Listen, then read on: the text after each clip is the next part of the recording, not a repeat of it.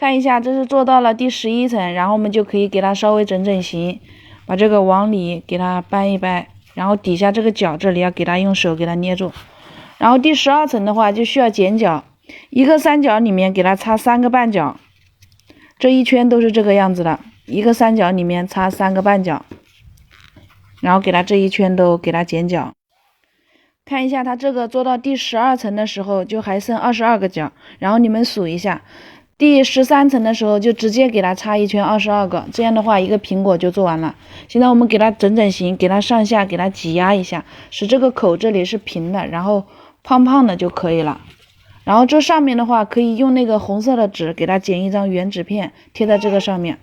然后这一款苹果的话需要材料包的可以加我主页微啊，材料包成品都有的。它这个苹果都是需要刷胶，刷完白胶